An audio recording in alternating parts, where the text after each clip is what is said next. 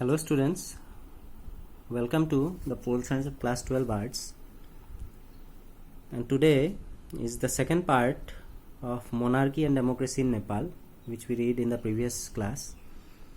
So previously we completed up to here when the king agreed in 2006 to restore the democratic system in Nepal, and this was largely due to the efforts made by seven party alliance, the SPA, the Maoist and the social activists. Now today we will try to understand the topic from here, which is the second part. So Nepal's transition to democracy is almost complete. Clear? Nepal has undergone a unique moment in its history because it formed a constitutional assembly to draft the constitution for Nepal. So we can say that Nepal's transition, that means change that it made to democracy, is almost complete. So it was like earlier, what was the introduction part? It was a Hindu kingdom. It was firstly constitutional monarchy, then it changed to democracy. So whatever the changes it has done to democracy is almost complete now. And after that, Nepal has undergone a unique moment in its history because it formed a constituent assembly. So just like India, Nepal has also undergone what? It has included a constituent assembly, and this constituent assembly will do what?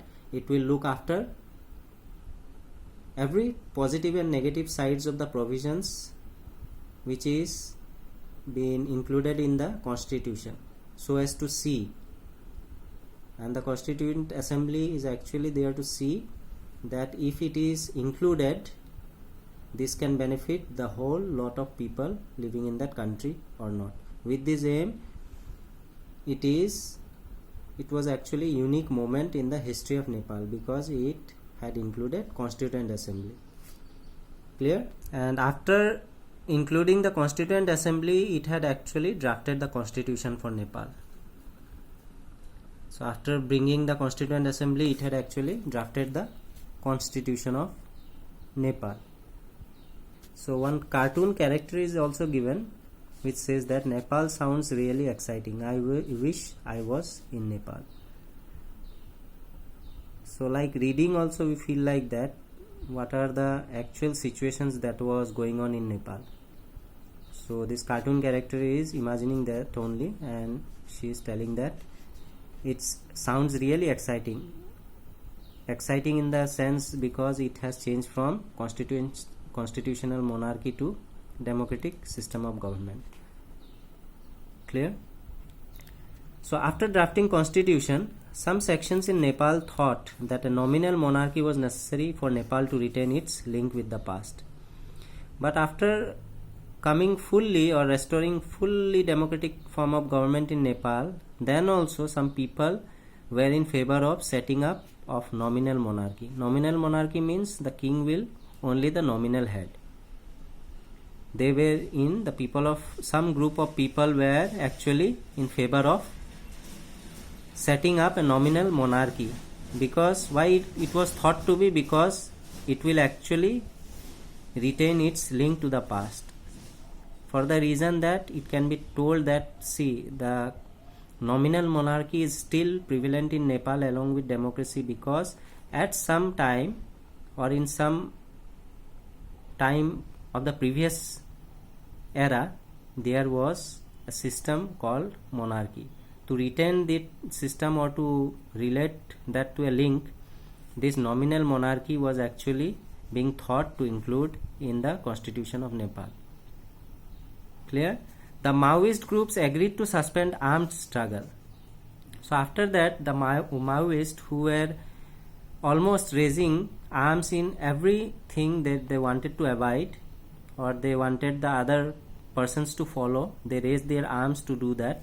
But now, after making of the Nepal constitution, the Maoists also agreed to what? To suspend armed struggle. That means they agreed that they will surrender, or they will not raise arms in order to do anything. They will do everything according to non-violent protest.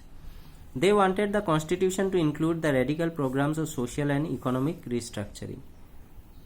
So the Maoists agreed actually not to raise arms, and they agreed to surrender, but they also wanted a very important thing, that was to be actually restructured. They wanted that whatever the programs of social and economic development was there, they should be restructured. Restructured means they should be made new again, thinking about all the social groups of the country. They demanded that these whatever the social and economic development programs were there, these should be restructured, benefiting what? The society also, and the economy of the country should also rise. So with this thinking, they demanded that this social and economic structuring should be done. All the parties in the SPA did not agree with this program.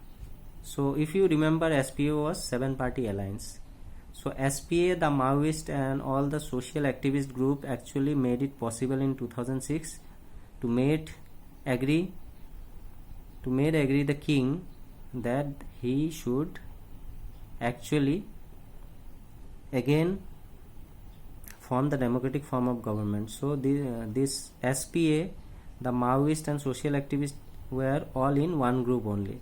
But whatever the Maoists actually were demanding that social and economic restructuring should be done, the SPA, whatever the parties in the SPA were there, 7-party alliance, that means 7 parties were there in SPA. Some of the parties were not agreeing to this program. That means which program? The structuring of social and economic development. Some of the parties were not agreeing to the Maoist, and they had difference of views and opinions in that.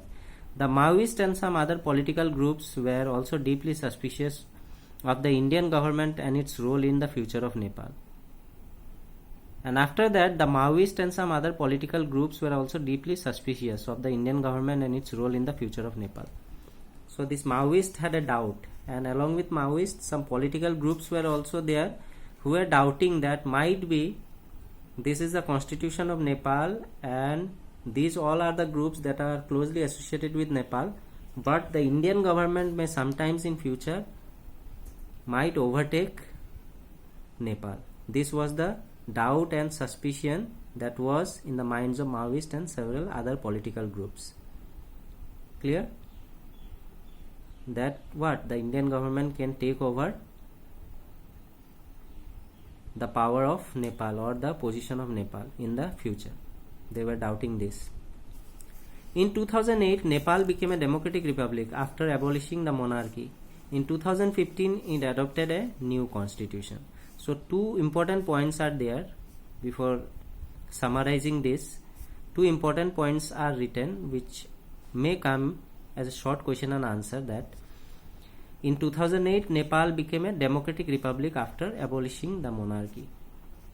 So in this regard, one question may come that when was the monarchical system in Nepal abolished? So that year will be also the same, in 2008. And another question might come that when did Nepal become a democratic republic? It became a democratic republic in 2008, and reason was that the monarchical system was actually abolished in 2008 in Nepal, and after that a democratic republic was formed and Nepal became a democratic republic. In 2015, it adopted a new constitution.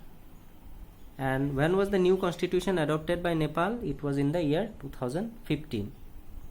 Clear? So 2 or 3 short questions might come regarding this point, this last 2 points, that includes these also, that when did Nepal adopted a new constitution? In 2015. So with this we come to the end of today's topic regarding the monarchical system and democratic system in Nepal, and that took me 2 parts to complete actually. Clear? In today's topic, we came to know about the drafting of constitution for Nepal. Before that, Constituent Assembly was formed, which was a unique feature in Nepal's history as a democratic country. Then we read about the nominal monarchy system, some were giving a thought of establishing the nominal monarchical system. Why they were thinking? Because it can retain some link with the past, because in the past Nepal was a monarchical country, constitutional monarchy. Then we read about the Maoist, because they agreed to surrender and they wanted that total restructuring of economic and social development programs should be done, but this advice was not been actually agreed by some of the parties in 7-party alliances. Then they also doubted the Indian government's role. Actually they were having suspicion over what they were thinking, that the Indian government in the near future can take over the command or control of Nepal. Clear? And lastly we read about that Nepal became a democratic republic in the year 2008, and when the monarchical system was completely abolished, it was in the year 2008 itself, then only it became a democratic republic. Then lastly we read that in 2015 it adopted a new constitution. Then that means that 6 years before, exactly 5 years before, in the year 2015, it adopted a new constitution. A new constitution came into being. So I hope that whatever the points I made you understand today is very much clear now. So with this I will wind up today's topic. Thank you.